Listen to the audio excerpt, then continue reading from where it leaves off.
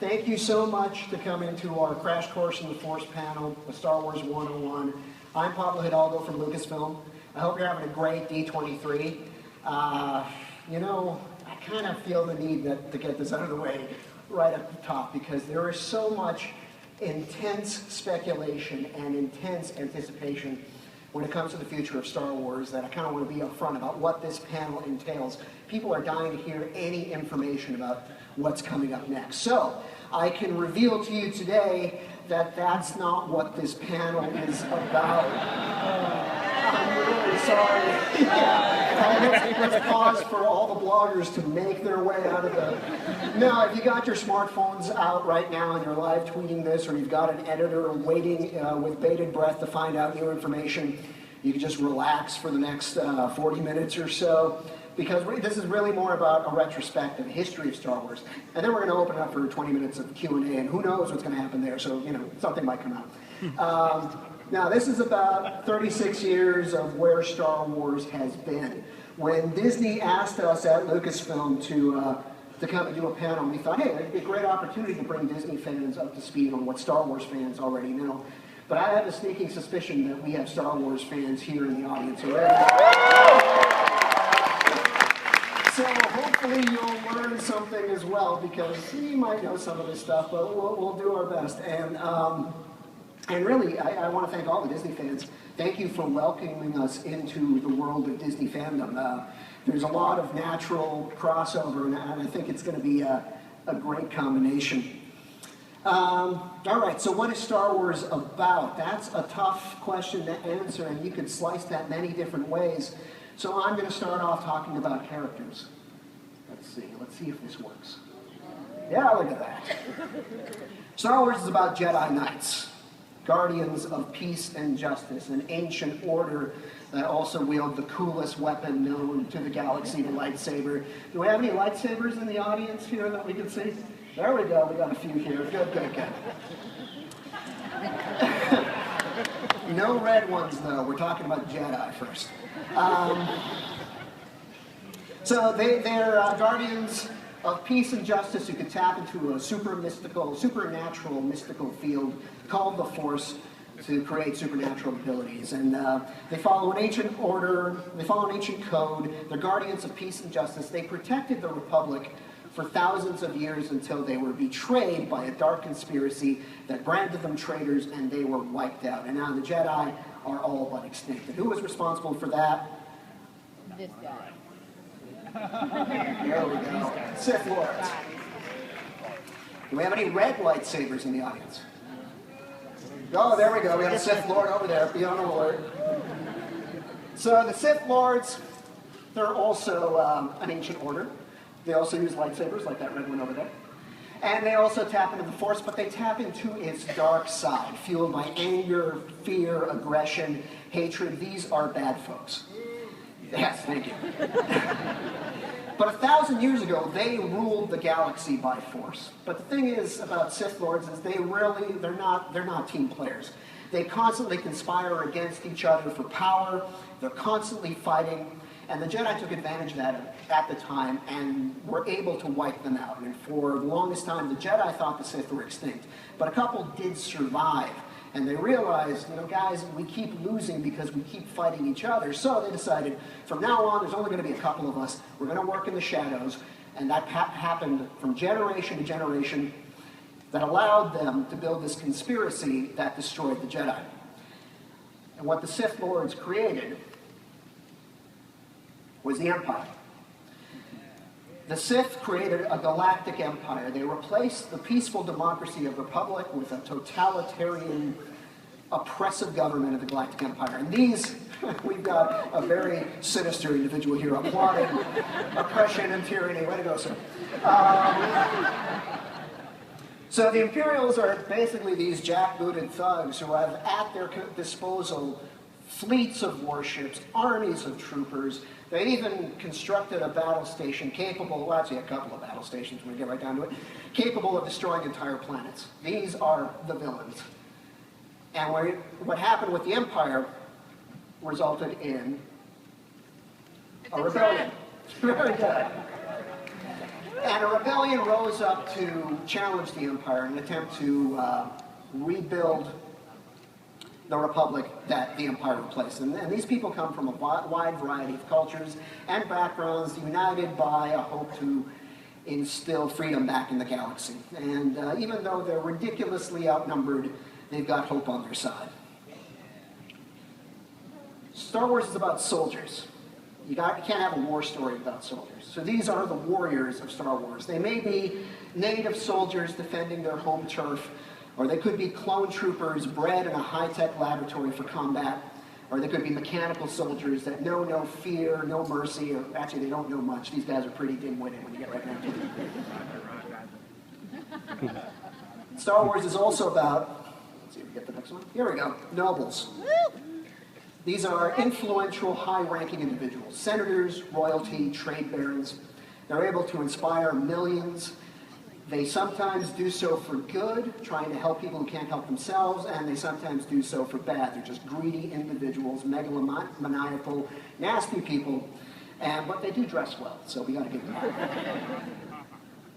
Then on the flip side of the noble coin, you've got scoundrels.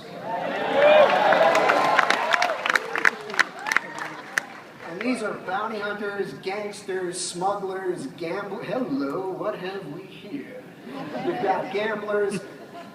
These are folks, honestly, they could care less about the intergalactic battle of Sith Lords and Jedi Knights, of light side and dark side. These guys are just trying to survive. They're trying to make a buck. They're trying to make the most of their lives in the shady underworld. And sometimes they do this by dint of their deadly skills, their connections, their luck, or their dashing good looks. And then finally, we've got sidekicks. And these are characters that may not have all the skills that our heroes do, but they are loyal, they're devoted, and they will do their all to help out in the cause. Whether or not they are really primed and excited about adventure, or if they're absolutely fearful and dread combat. So the 6 films of the Star Wars movie saga tell the story of all these characters. And they tell the stories, ultimately, about how an individual can change the course of history, and how an individual can change the lives of millions of people for good or for bad. The Star Wars stories manage to tell tales that are personal and small in scale, but also galactic in scope. It's a story of individuals and their relationships, and also the rise and fall of civilizations. There's no real way to summarize all these movies in a presentation. I'm going to give it a shot, but really, if you haven't seen them, the best way to experience Star Wars is to watch the movies. So I could have cut this presentation short right now and just say, oh, just go watch the movies. But there's more to go. So a long time ago in a galaxy far, far away, let's start with Episode 1, Phantom Menace. And Episode 1 is about a young boy named Anakin Skywalker, a slave boy, who shows remarkable potential in the Force. He can snatch glimpses of the future, he shows wisdom beyond his age, and he has incredible piloting ability. But in order for him to reach his destiny, he has to make the difficult choice of leaving his mother behind in order to fulfill his future as a Jedi Knight. But it's also the story of a corrupt republic and an ambitious politician by the name of Palpatine who takes advantage of that in order to rise in power. It's the story also of a young queen, Amidala, who has to defend her home planet from a sudden and mysterious invasion. And it's also the story of the Jedi Knights discovering that the Sith Lords were not as extinct as they thought. So Episode 1, you'll see, manages both a personal story and a galactic story, which is a pattern that continues throughout the Star Wars saga. Fast forward 10 years, we're on Episode 2, Attack the Clones. Anakin Skywalker, the tow-headed little boy that we just saw, is now a 19-year-old Jedi apprentice full of promise. But he strains against his vows to the Jedi Order when he's given a mission to protect Senator Padme Amidala, who he is deeply in love with. And at the same time, he also struggles with his dark temper when he comes to discover the terrible fate that befell his mother in his absence. On the galactic scale, Episode 2 is about Palpatine, who's now Chancellor, his galactic republic, straining under a separatist crisis that threatens to split the galaxy in two. And the Jedi Knights, on an unrelated investigation, suddenly discover, hey, conveniently, there's a clone army ready for them to use, which is great because the galaxy erupts into war when the Separatists and the Republic fight. It's the first war the galaxy has faced in 1,000 years. After a few years of combat, we move on to Star Wars Episode 3, Revenge of the Sith. Oh, I'm usually able to say that much easier. Revenge of the Sith, and that's about now Anakin Skywalker and his mentor Obi-Wan Kenobi are war heroes. They're brothers in arms.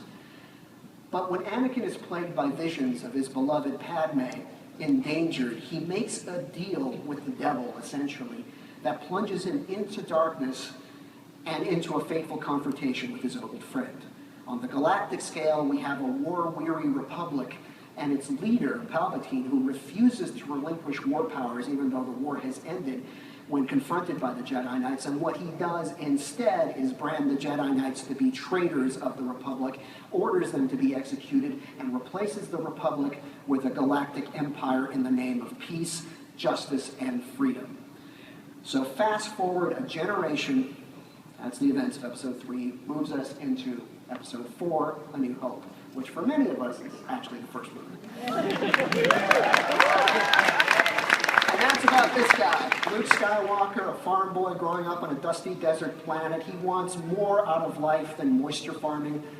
I can't imagine that. Moisture farming sounds really appealing, but he wants more. And his mentor, who happens to be Obi-Wan Kenobi, introduces him into the ways of the Force. He reveals to Luke that his father was a Jedi Knight.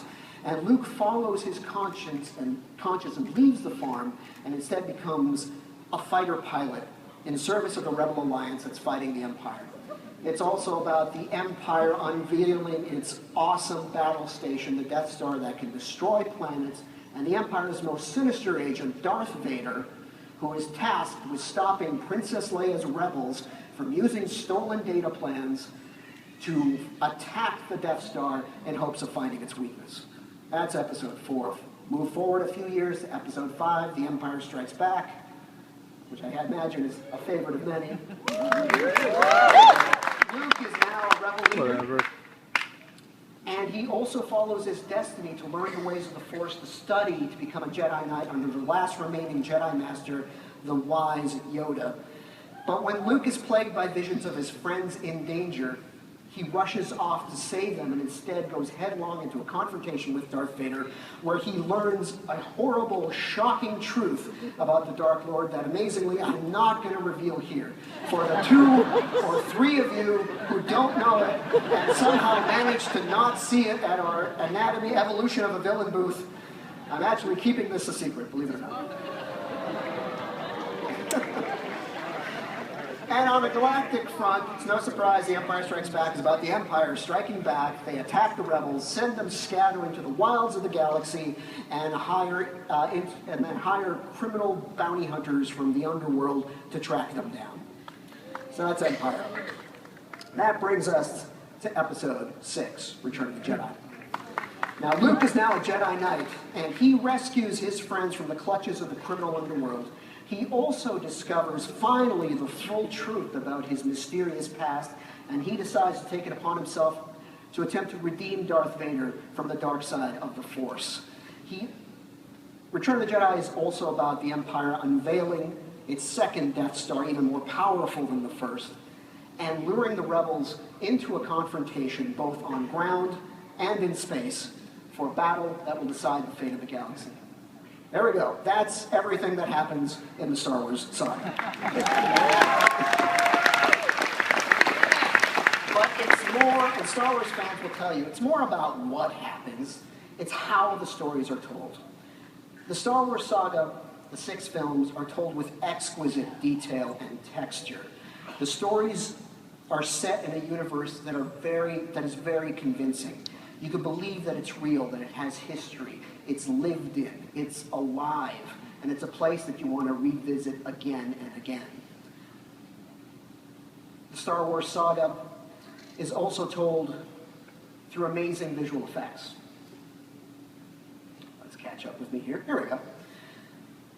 Mind-blowing visuals that push the envelope of what's possible with cinematic technology and inspire storytellers everywhere to think big, to think beyond the boundaries of any boundaries that technology might place on your imagination, because you're able to visualize things that you've never seen before.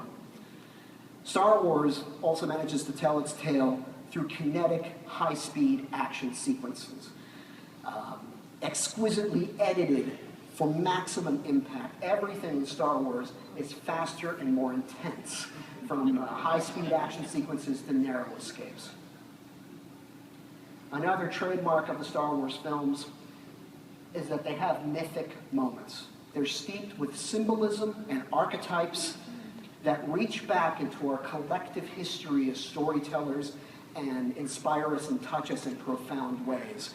Star Wars is not science fiction. It's space fantasy, and even better, it's been described as space opera. But it's not so deep and mythic and powerful to not be accessible. Star Wars is also about human characters with human emotions, human relationships. It's stuff that we can relate to: friendship, camaraderie, love.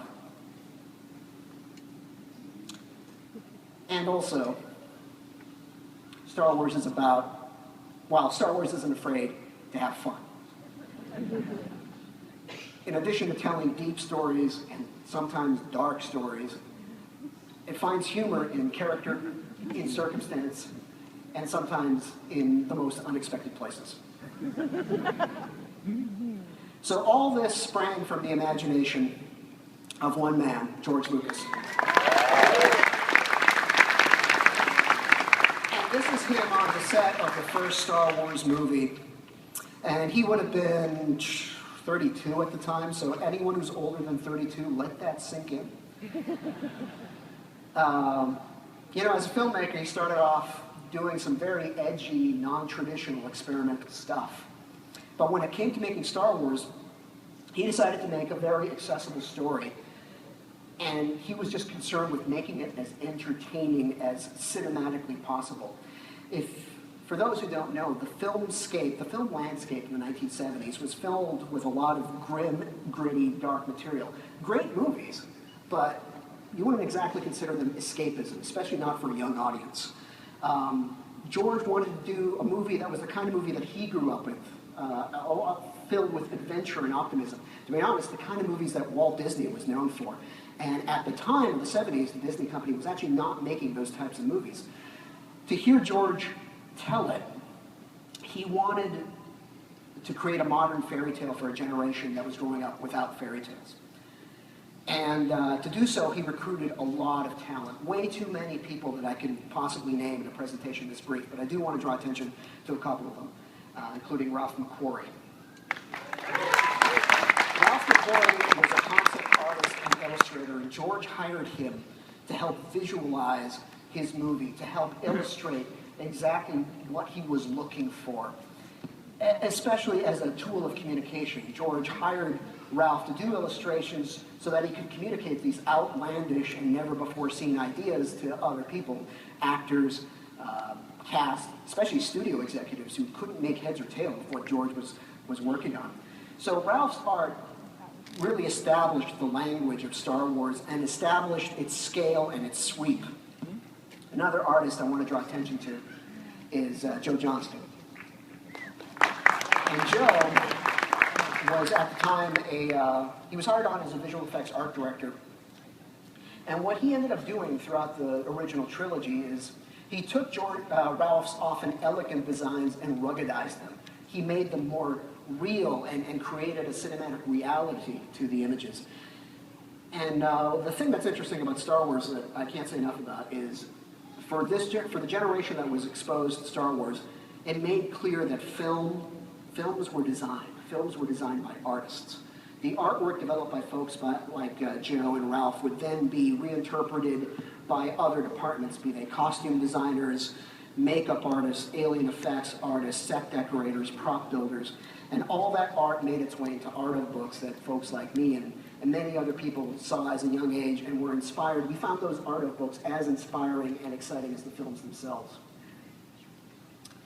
So let's see what we got next. Oh yeah, I wanted to show this slide. This is, okay, what we're looking at here is an audience full of people. I don't think it's as big as this audience, but it's an audience full of people getting their first look at Star Wars. This is Comic-Con, believe it or not, in 1976.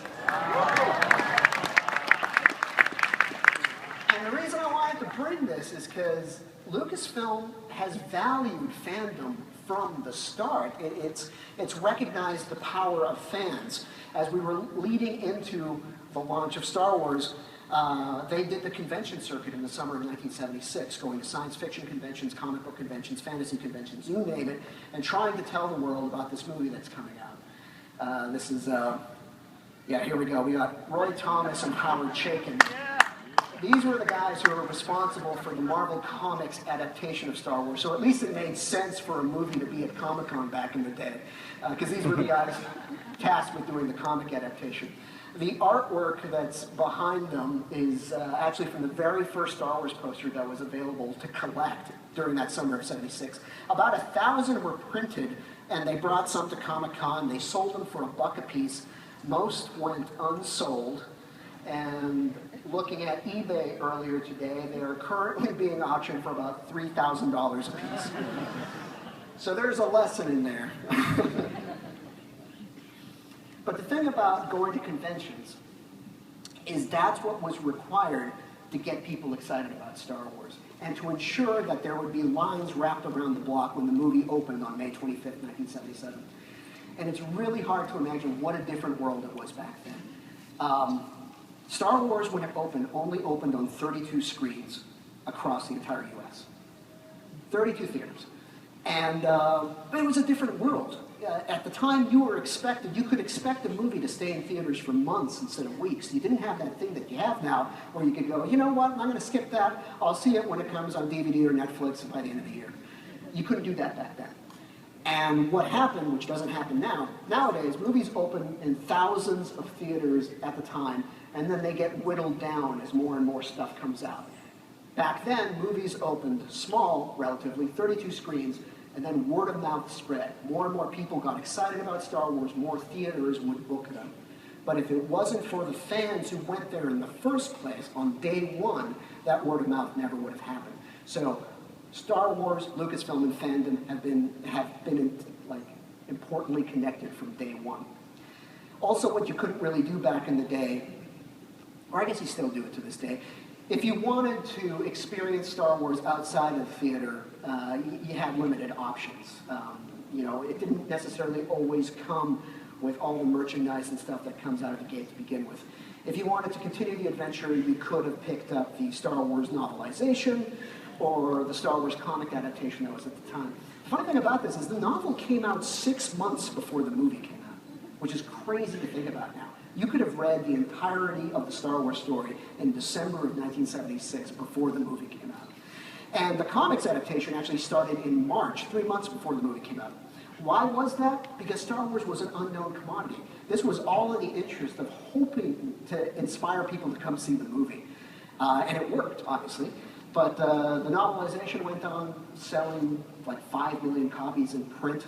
The comics adaptation, Stan Lee has gone on record to say that the Star Wars comics single-handedly saved Marvel from what was going to be a very dismal year of comic sales.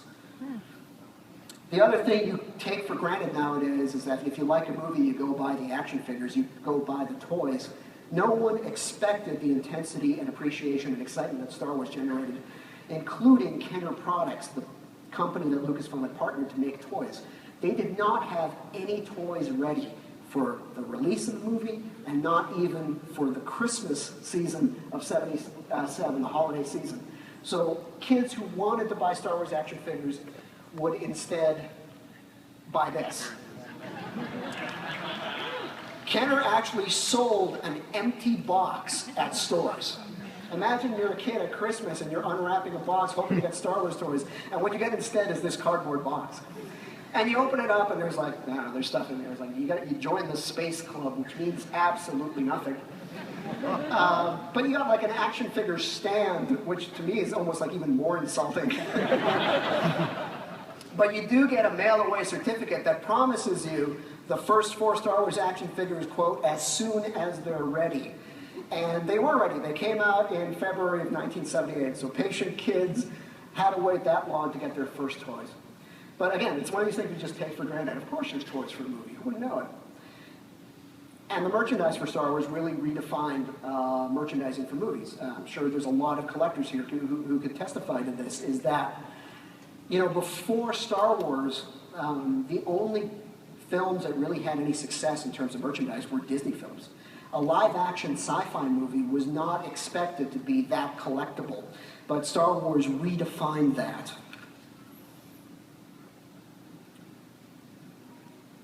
So that brings us to, that's the era of the original trilogy. And for those who are not up to speed, yes, it is confusing. That is episode 4, 5, and 6. We started at episode 4. So 1977, the original Star Wars, directed by George Lucas. 1980, The Empire Strikes Back, directed by Irvin Kershner from George Lucas's story. And episode 6, Return of the Jedi, which came out in 1983, directed by Richard Marquand. These movies redefined blockbuster success as far as movies go. Before that, there had been Jaws in 1975, which was like regarded as the first big summer movie. But many people thought it was a fluke. The thing that we kind of take for granted now is that summer was not generally regarded as the big movie season. Summer is when you go to the lake, you go to the cabin, you don't go to theaters unless you're looking for air conditioning. It wasn't like the big movie season. Big movies were for the fall. But Jaws came out in the summer and like everyone went and saw it. Star Wars came out in May and everyone went and saw it. And because of it, Star Wars defined Memorial Day weekend, May 25th, as the target date for the summer blockbuster season. It's finally moved earlier from that, thanks to movies like Spider-Man and The Avengers, but for the longest time, May 25th was the start of the summer season. The other thing that the Star Wars movies did, and I'm gonna come up with an analogy that I haven't really thought through, so bear with me. You know how when people talk about the space race of the 50s and 60s, and they say that it resulted in all these other technologies that didn't necessarily have to do with the space race, but it affected consumers and stuff like that, Velcro, microwaves, you name it. Star Wars was kind of similar in that, in order to make Star Wars, George Lucas invested in a lot of technologies that would then benefit filmmaking and entertainment as a whole. As an example, he couldn't find a visual effects facility to make Star Wars, so he had to create the visual effects facility to begin with. And they continued to push the envelope in what everyone was capable to create visuals on film, and it continues to this day, and that's Industrial Light and Magic.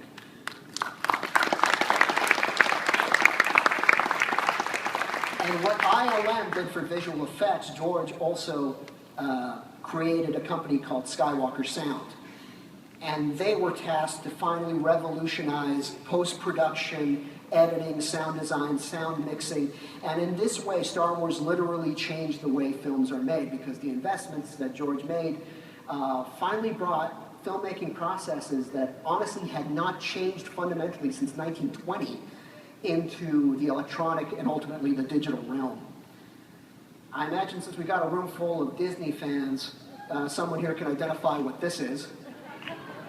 Anyone know? Yeah, so this is a still from an animated short called The Adventures of Andre and Wally B. And it was an experimental film that came out in 1984, animated by John Lasseter, and created by the Lucasfilm Computer Graphics Group. And that name didn't last for long because the Lucasfilm Computer Graphics Group was soon renamed Pixar. And the Computer Graphics Group started off in Star Wars. They started off trying to find ways to use computers to create imagery in movies, and the holographic effects for the Rebel briefing scene in Return of the Jedi was done by the Computer Graphics Group. And they realized that there was more potential than just holograms. You could actually tell stories with computer-generated imagery. So that brings us to about the 1980s. And Star Wars had changed the world, but it was not endless. George Lucas was quite candid in describing just how exhausting the process was of making the first 3 movies. And he wanted to take a break from the galaxy far, far away. Now, there were a few related projects here and then, including a couple of live-action Ewok TV movies that aired on ABC in 1984 and 1985 that starred the Ewoks and Wilford Brimley, a natural combination. And for kids in the 80s, you know, kids who grew up, I'm sure I'm not alone in this, a lot of us hold these movies in a special place in our heart. But we have to be honest, they really can't compare to the scale, sweep, and success of the Star Wars films. You know, internationally, these were released in the theater. They're released, in the US, they only aired on TV, but in Europe, they appeared in theaters, and I can only imagine the surprise of people thinking they're going to see the next Star Wars movie, and they instead get the Ewok Adventure. Also, around that time, characters of R2 and C-3PO continued adventures on Saturday morning cartoons. And they were a lot of fun, but it only lasted 13 episodes. Bummer.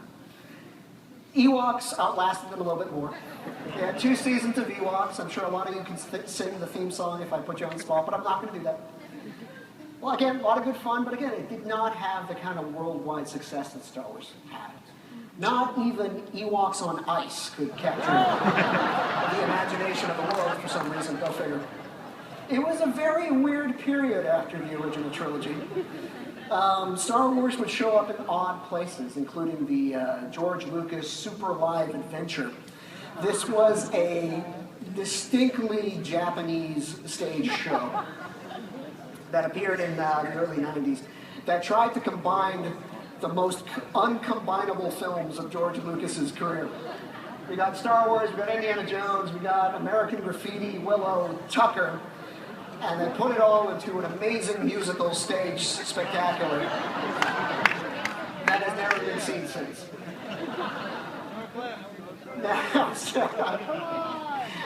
No. Now, not all the combinations of this era proved misguided.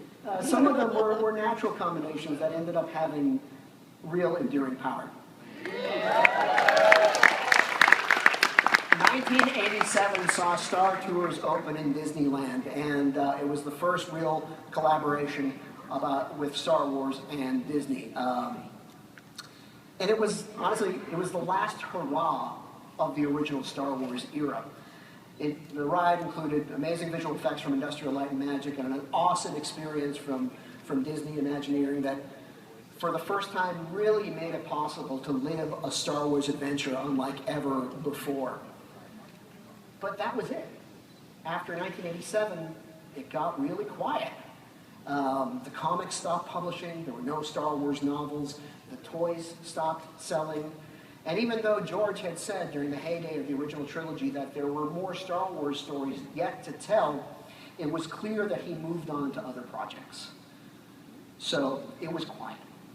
But then little things started to happen. One of the other projects that George moved on to was a TV series called The Young Indiana Jones Chronicles. Oh, good. That fans of and that aired on ABC in the early 90s. And what George wanted to do with that show was to bring to life the early 20th century in a way that really you had not seen on TV before. You would experience what life was like in 1910 and World War I in the 1920s. But because he was also bankrolling the production, he wanted to do that on a budget. So he began experimenting with digital technology. And he found that using basic tools like Photoshop, he was able to extend a backlot into a believable 1920s cityscape. Or he could turn a single platoon of French World War I soldiers, or sorry, a single squad of French World War I soldiers into an entire platoon with digital replication. So he started experimenting with these filmmaking tools, and the real groundbreaker actually was in 1993 when Jurassic Park came out. And George was very closely involved in the post-production of Jurassic Park, directed by his good friend Steven Spielberg, produced by Kathleen Kennedy, remember that name? And for Jurassic Park, ILM really just redefined what was capable with visual effects. Their lifelike dinosaurs that were entirely computer-generated said to George that what had previously been thought as unthinkable was now thinkable. He was able to find a way now to visualize things that he didn't think were possible on film. And while this was happening in the world of film and television production, Star Wars fans were slowly starting to get re-engaged. It was quiet at first. But in 1991, Dark Horse Comics and Bantam Books began the first new Star Wars storytelling in years. Dark Horse published Dark Empire by Tom Beach and Cam Kennedy, and Bantam published Heir to the Empire, the first book in a 3-book cycle by Timothy Zahn. And the books were an amazing success. They were top sellers. Heir to the Empire, I think, stayed on the New York Times bestseller list for something like 14 weeks. It was clear that there was an appetite for storytelling, and these works set the foundation for more storytelling, what we call the expanded universe of stories beyond what happens in the films. Dark Horse, the comics world, was particularly intrepid. They would go beyond what was known in the movies and went all the way back to the ancient past of Star Wars storytelling, telling tales set thousands of years before the events of A New Hope when the Jedi were in their prime. They even went further into the future, telling stories a century after the events of Return of the Jedi. And as far as books goes, an entire library of Star Wars books resulted in the following years.